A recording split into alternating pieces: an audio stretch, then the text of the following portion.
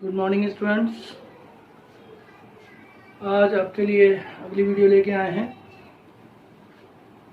26 अप्रैल 2020 और ये आपकी अगली वीडियो है पाठ संख्या 1 की संबंध एवं फलन। ठीक है, तो संबंध एवं फलन तो आपने कक्षा 11 में भी पढ़ा है और कक्षा 12 में भी है, ये पहला पाठ है। तो जो आपने कक्षा 11 में पढ़ा था पहले उसको दोहराएंगे, उसके पश्चात हम 12 में जो जो हमें सवाल करने हैं या जो भी टॉपिक हमें पढ़ना है वो समझेंगे। ठीक है, चलिए ज़्यादा वार्तालाप ना करते हुए आगे वीडियो शुरू करते हैं। चलिए देखिए, तो 11वीं कक्षा में आपने सबसे पहले सेट थ्योरी पढ़ी होगी और सेट थ्योरी के बाद अगला जो पाठ है संबंध एवं फलन 11 कक्षा में वो था संबंध एवं फलन। उसमें पहला टॉपिक पढ़ा होगा क्रमित युग्म ऑर्डर्ड पेयर और उसके बाद कार्तीय गुणन यानी कि Cartesian product of two set यानी कि कार्तीय गुणन दो समुच्चयों का। P क्रॉस Q पढ़ते हैं इसको। इसकी परिभाषा थी दो अरिक्त समुच्चयों P व Q का कार्तीय गुणन P क्रॉस Q उन सभी क्रमित युग्मों का समुच्चय है जिनके प्रथम घटक P से तथा द्वितीय घटक Q से लेकर बनाया जा सकता है। अतः मैथमेटिकली गणित के हिसाब से लिख सकते हैं कि P cross Q small p small q इस तरीके से बनाया जा सकता है सच दैट P किसमें रहेगा, कैपिटल P का, और छोटा वाला q स्मॉल q बड़े वाले एलिमेंट। ठीक है, तो कार्तीय गुणन P क्रॉस Q दो अरिक्त समुच्चयों P व Q का कार्तीय गुणन P क्रॉस Q उन सभी क्रमित युग्मों का समुच्चय है जिनके प्रथम घटक P से तथा द्वितीय घटक Q से लेकर बनाया जा सकता है। यानी कि अगर इसको हम कोई सवाल लेके हल करें, जैसे एग्जाम्पल के तौर पर P मान लीजिए 1,2 है और Q मान लीजिए 3,4 है, तो इसका हमें P क्रॉस Q बनाना है। तो P क्रॉस Q की परिभाषा से हम जानते हैं कि ऐसे क्रमित युग्म बनने हैं, ऑर्डर्ड पेयर बनने हैं जिसमें पहला घटक पहले समुच्चय का और दूसरा घटक दूसरे समुच्चय का होगा। यानी कि एक का 1 3 बन गया, 1 4 बन गया।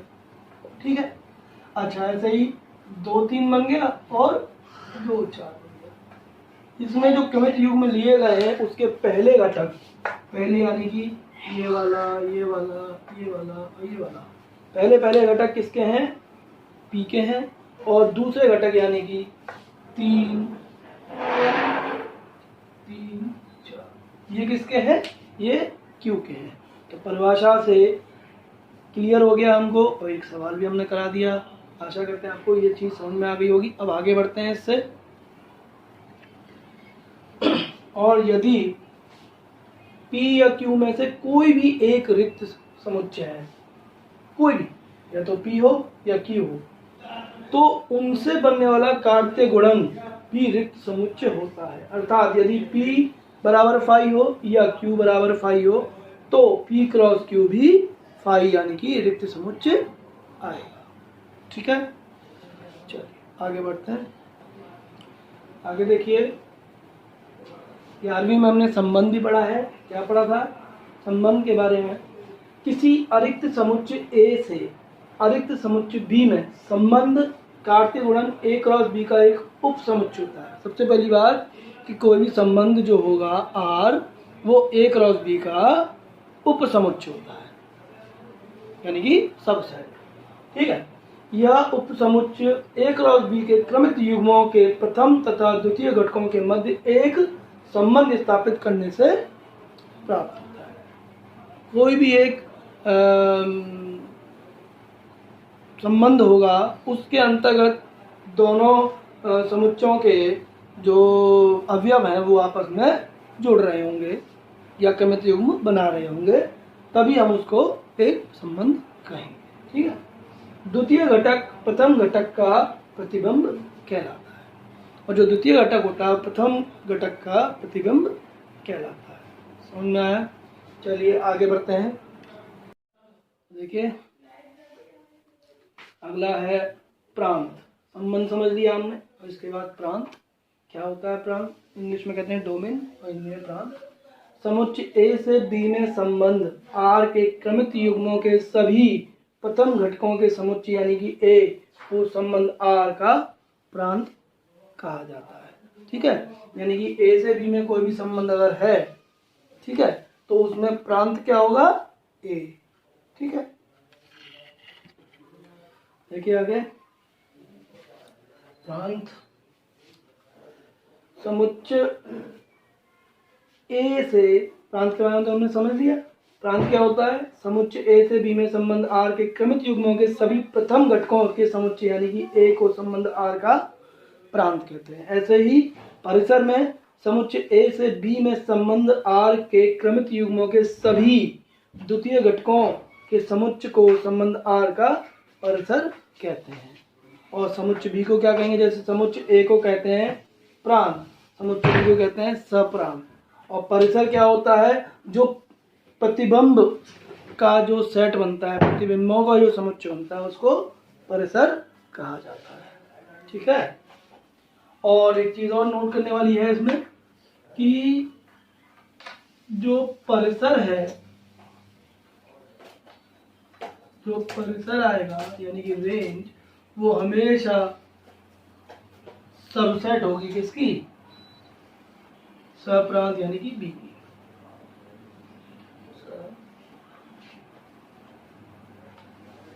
ठीक है, परिसर हमेशा उप समुच्चय होगा किसका, सप्रांत का। ठीक है, चल आगे देखिए। और अगला है फलन, जो कि आप 11वीं कक्षा में पढ़ चुके हैं। इस पे इसकी परिभाषा है कि एक समुच्चय ए से समुच्चय बी का संबंध f एक फलन कहलाता है यदि समुच्चय ए के प्रत्येक अवयव का समुच्चय बी में एक और केवल एक प्रतिबिंब होता है। ठीक है, यानी कि समुच्चय ए के प्रत्येक अवयव का समुच्चय बी में केवल एक और केवल एक प्रतिबिंब होता है, तो f संबंध जो है एक फलन होगा। अर्थात यहाँ पर ये ध्यान रखना है, इस संबंध और फलन में अंतर स्पष्ट होना चाहिए। ठीक है, सबसे पहली बात कि संबंध में सभी प्रांत के सभी अवयव सहप्रांत के अवयवों से क्रमित युग्म बना रहे हैं, ये कोई ज़रूरी नहीं है। लेकिन फलन में ये चीज़ ज़रूरी है, क्योंकि लिखा है समुच्चय ए के प्रत्येक अवयव यानी कि हर एलिमेंट, हर अवयव संबंध में होना चाहिए, जब ये वो फलन कहलाएगा। दूसरी शर्त यह है कि प्रत्येक अवयव का केवल एक ही प्रतिबिंब होना चाहिए। ऐसा ना हो कि एक अवयव दो प्रतिबिंब बना रहा हो, ऐसा नहीं होगा। ठीक है, अगर ऐसा है तो फलन नहीं होगा, वो क्या होगा, संबंध होगा खाली, वो फलन नहीं होगा। उदाहरण से समझाते हैं। ठीक है, देखिए उदाहरण देखिएगा, ये भी समझ में आ जाएगा। आपने 11 में एक पढ़ रखा है, फिर भी एक बार समझा देते हैं। देखिए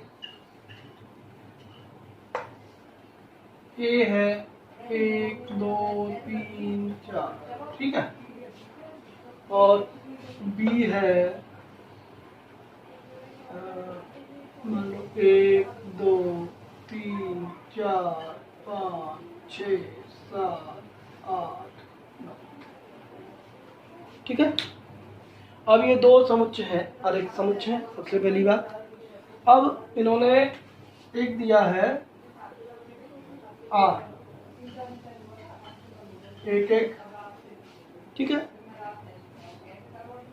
और 1 2 2 3 2 4 और 3 5, ये दिया हुआ है आर, मान लो R1 कह लो। फिर दूसरा है R2, इसमें 1 1 2 2 3 3 4 4 5 6 बस इतने ही नियम है। और R3 है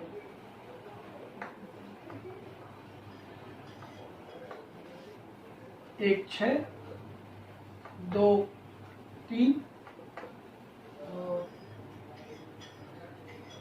3 7 4 9 और एक और अवयव ले लेते हैं इसमें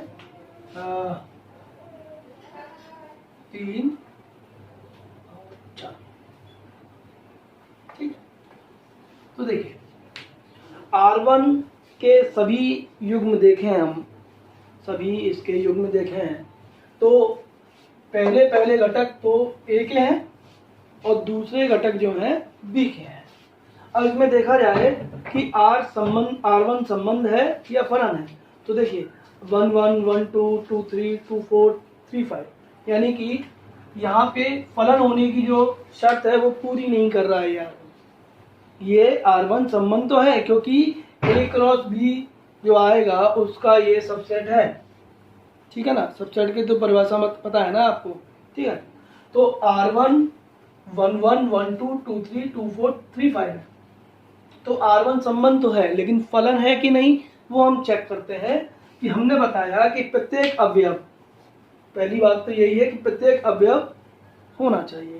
तो प्रत्येक अवयव इसमें है, 1 का है, 2 का है, 3 का है, 4 का नहीं है। तो पहली बात तो यही खत्म हो गई कि इसमें 4 का कोई भी प्रतिबिंब नहीं है। 4 कुछ करके इसमें क्रमित युग्म नहीं बनाया है हमने, इसीलिए पहली शर्त ही फेल हो गई कि यहाँ पर ये फलन नहीं होगा, ये एक क्या होगा, संबंध होगा खाली।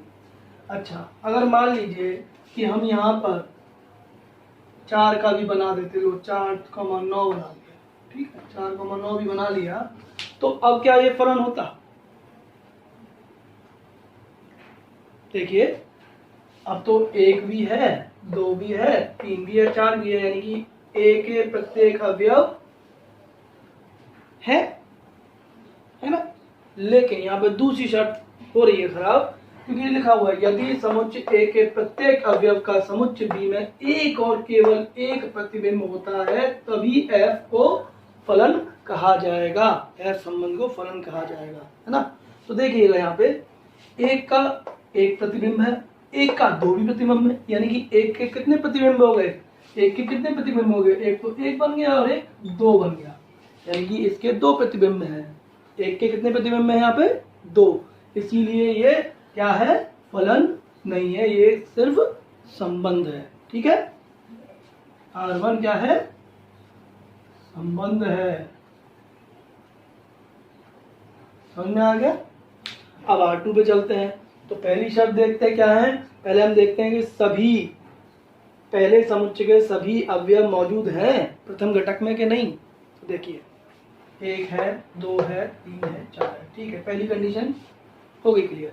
अब ये देखें कि सभी क्रमित युग्मों के अंदर जो द्वितीय घटक या हम कहें प्रतिबिंब एक ही है, अगर 2 हुए तो फलन नहीं होगा।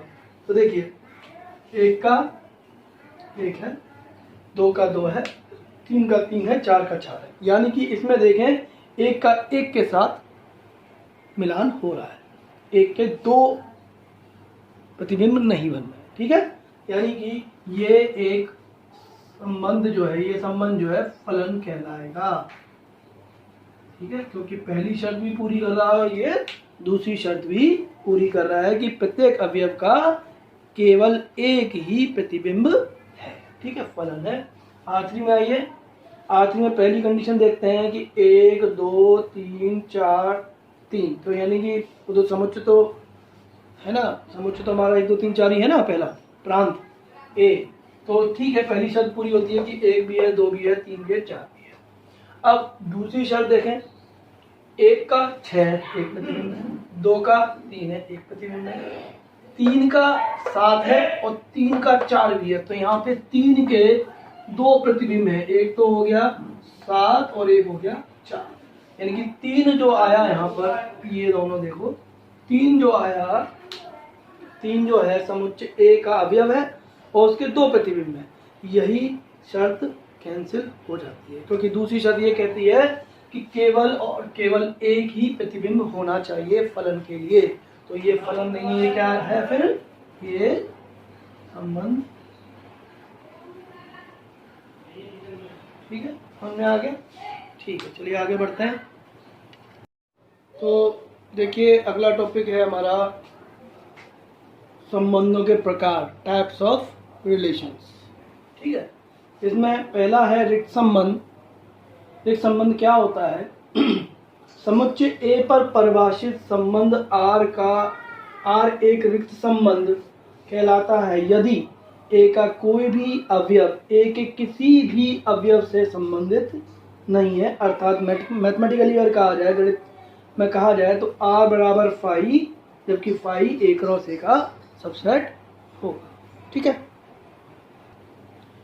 आगे देखिए सार्वत्रिक संबंध। दूसरा संबंध है हमारा कौन सा? सार्वत्रिक संबंध, यानी कि यूनिवर्सल रिलेशन।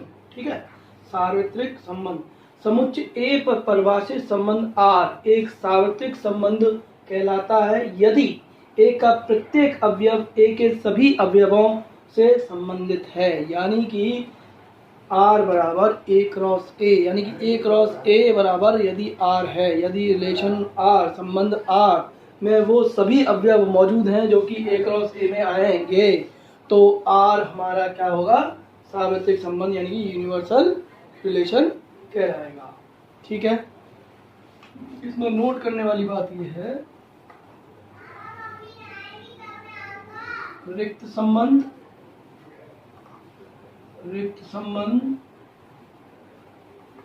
तथा सार्वत्रिक संबंध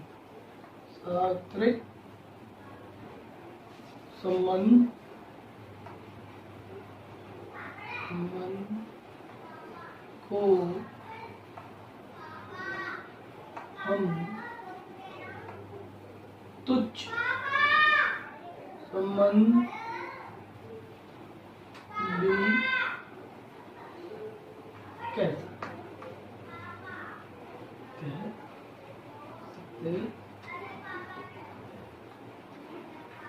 ठीक है, रिक्त संबंध तथा सार्वत्रिक संबंध को हम तुच्छ संबंध, यानी कि ट्राइवियल, इंग्लिश में ट्राइवियल रिलेशन यानी कि संबंध भी कह सकते हैं। ठीक है, तो इसमें रिक्त संबंध, सार्वत्रिक संबंध और तीसरा संबंध आएगा, देखिए रिफ्लेक्सिव रिलेशन। अगला है तीसरा स्वतुल्य संबंध। ठीक है, स्वतुल्य संबंध, यानी कि इसमें हम बताएंगे आपको कि स्वतुल्य रिलेशन या रिफ्लेक्सिव रिलेशन कब बनता है। तो समुच्चय ए पर परिभाषित समुच्चय ए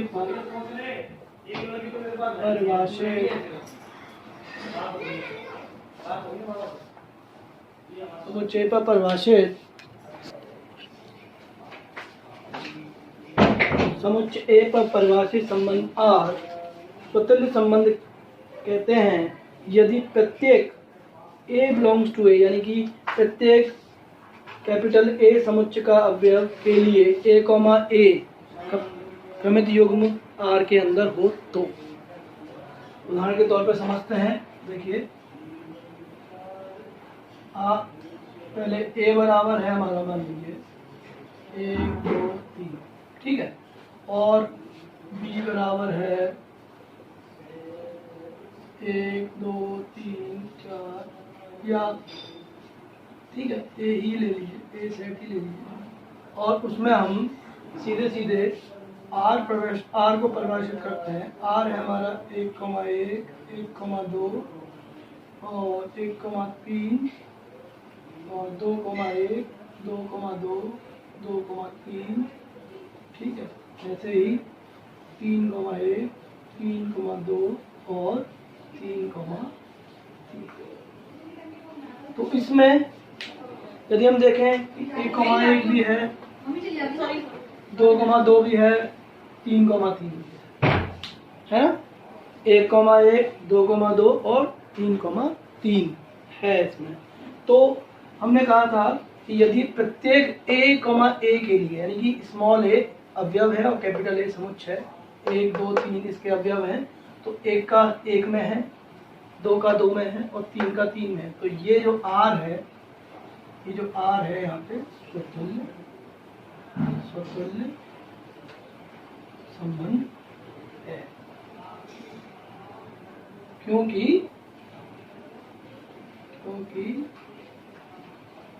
1,1, 2,2 और 3,3 का क्रमिक युग्म R के अंदर है। ठीक है, समझ में आ गया होगा। चलिए आगे बढ़ते हैं। देखिए अगला संबंध है चौथा संबंध, सम्मित संबंध, सिमेट्रिक रिलेशन।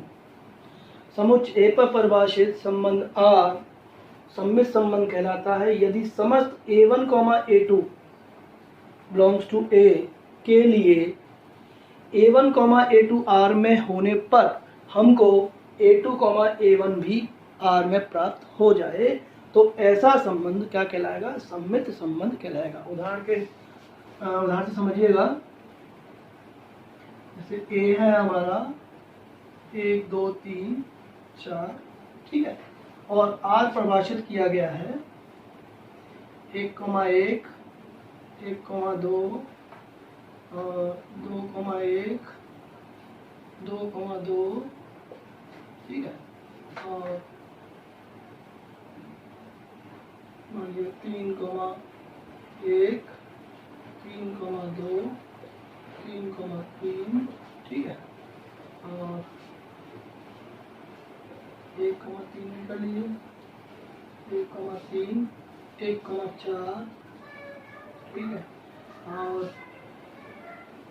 2,2, 2,3, 2,4, 4,1, 4,2, 4,3 और 4,4, और 3 के 3 है तो 3,4 भी, ठीक है। तो देखिएगा इस R में 1,1 है, 1,2 है, 1,3, 1,4, 2,1, 2,2, 2,3, 2,4, 3,1, 3,2, 3,3, 3,4, 4,1, 4,2, 4,3, 4,4, यानी कि A क्रॉस A है ये, ठीक है। तो इसमें अगर हम देखें कि 1 2 3 मतलब 2 अवयव लिए हमने, मान लो 1 2 लिया, तो 1 2 का 1,2 भी है और 2,1 होना चाहिए, ठीक है। अब मान लीजिए 2 और 3 लेते हैं हम, तो 2,3 है, 2,3 तो है, तो 3,2 भी होना चाहिए, अगर है तो सम्मित होगा, ठीक है। ऐसे ही 3,4 देखें तो 3,4 है, 3,4 होने पर 4,3 भी होना चाहिए, 4,3 भी है, तो ये संबंध जो है कैसा कहलाएगा? सम्मित संबंध कहलाएगा, क्योंकि R सम्मित संबंध है, संबंध है। इसको ऐसे भी समझ सकते हैं कि यदि राम श्याम का दोस्त है, राम श्याम का दोस्त है, तो श्याम भी तो राम का दोस्त है, तो यहाँ दोस्ती का जो संबंध है वो सम्मित संबंध है, कि जैसे राम श्याम से जुड़ा हुआ है दोस्ती के तहत, ऐसे ही श्याम भी राम से जुड़ा हुआ है। तो श्याम और राम में दोस्ती और राम और श्याम में दोस्ती, तो यहाँ पे दोस्ती जो संबंध है वो सम्मित संबंध है। बिल्कुल उसी तरीके से कि जैसे कि 1,2 आपस में जुड़े हुए हैं, इसी नियम से, इसी सिद्धांत से 2,1 भी जुड़े हुए हैं, यानी कि सिमेट्रिक, ठीक है। तो आशा करता हूँ समझ में आ गया होगा। अब अगला संबंध की तरफ चलते हैं।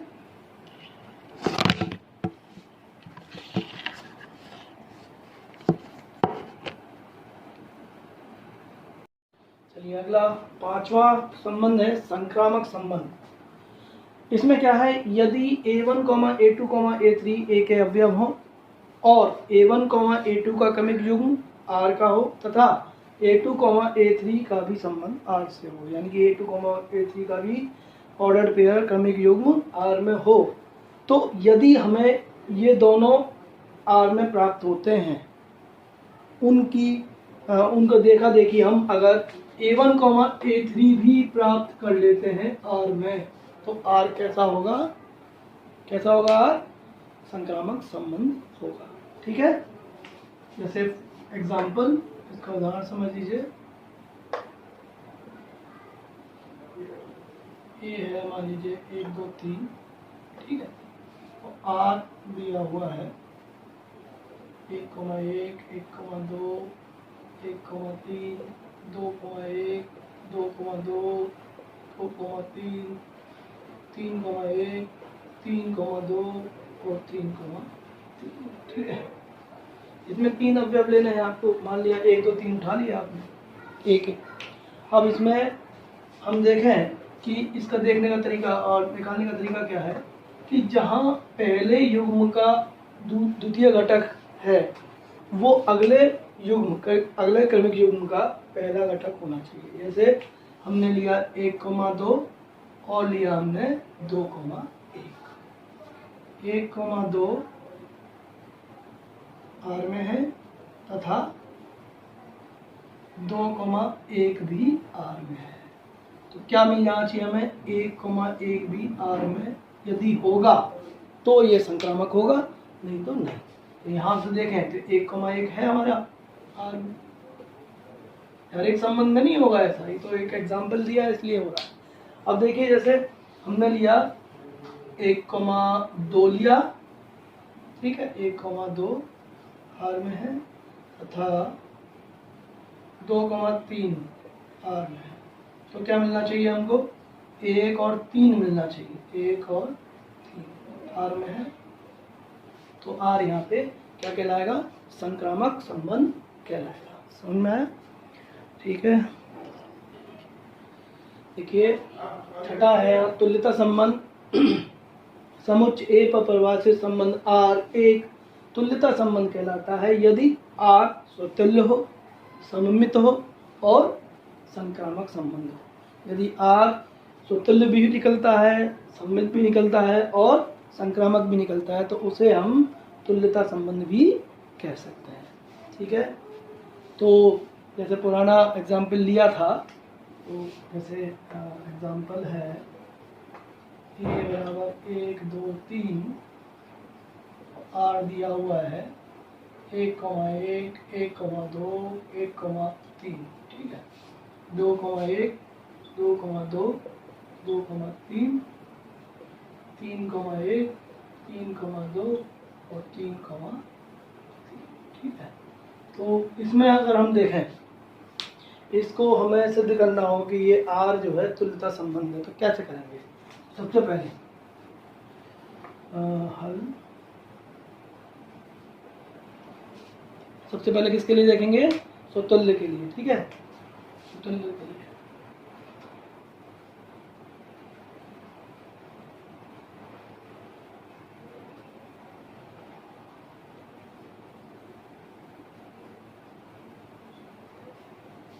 क्या बताया था, स्वतुल्य के लिए कि यदि कोई अवयव लिया जाए किसका, समुच्चय ए का, तो उसका अपने आप में संबंध होना चाहिए, अपने आप में ही संबंध होना चाहिए। यानी कि 1 लिया है तो 1,1 होना चाहिए, 2 लें तो 2,2 होना चाहिए, 3 है तो 3,3 का क्रमिक युग्म R के अंदर होना चाहिए।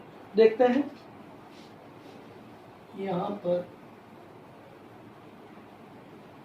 1 2 3 बिलोंग्स टू ए है ना, जैसे A बिलोंग्स टू ए होता है ना, उसी तरीके से लिए।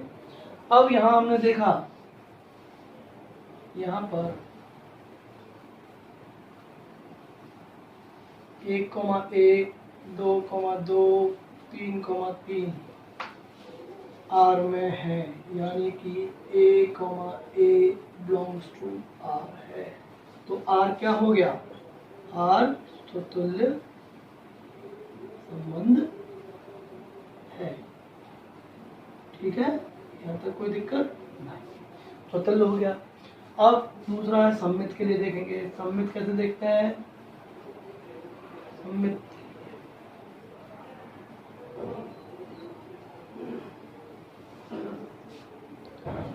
यदि 1,2 2 ए का लिया, ठीक है। तो 1,2 आर में है, 2,1 है, 2,1 भी आर में है। अच्छा 1,2 लिया हमने, 2,3 ले लिया, तो 2,3 बिलोंग्स टू आर है, तो 3,2 भी होना चाहिए है, तो 3,2 ठीक है, तो आर में आ गया। ऐसे ही अगर हम 3,1 लेते हैं, तो 3,1 हमने लिया बिलोंग्स टू ए, तो 3,1 आर में है, तो 1,3 भी तो आर में होना चाहिए, 1,3 भी आर में है। यानी कि प्रत्येक क्रमिक युग्म का उल्टा यानी कि सममित क्रमिक युग्म है। इसका मतलब ये कंडीशन देता है कि A1, A2 के आर में होने पर हमको A2, A1 आर में मिल गया। यानी कि आर कैसा हो गया, आर यहाँ से सममित भी,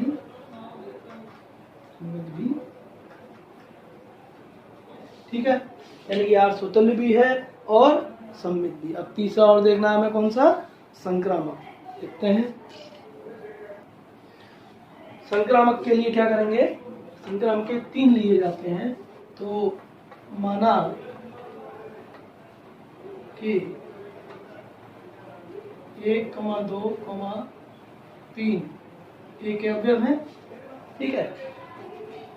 तो 1,2 बिलोंग्स टू आर और 2,3 भी बिलोंग्स टू आर है, तो 1,3 भी होना चाहिए। क्या 1,3 है भाई, 1,2 लिया और 2, हमने 3 लिया, तो क्या होना चाहिए, 1,3 है, ठीक है ना, 1,3 भी है। और माना एक नहीं, कई सारे देखेंगे, जो भी फेल होगा वहीं खत्म, वहीं ये संक्रामक नहीं होगा। अब देखिए एक ले लिया हमने, 1,3 बिलोंग्स टू आर ले लिया, हटा दीजिए, ठीक है, 1,3 है और 3,2 भी आर में है। क्या होना चाहिए, 1,2 होना चाहिए, 1,3 ये रहा, ठीक है, और 3,2 क्या होना चाहिए, 1,2 है, 1,2 भी है, ठीक है। तो ये कौन सी प्रॉपर्टी शो कर रहा है, ये गुणधर्म शो कर रहा है कि A1, A2 ए में है, सॉरी आर में है, और A2, A3 भी आर में है, तो A1 और A3 भी आर में होनी चाहिए। ये जो है आर यहाँ से क्या हो गया, संक्रामक भी हो गया, संक्रामक भी है।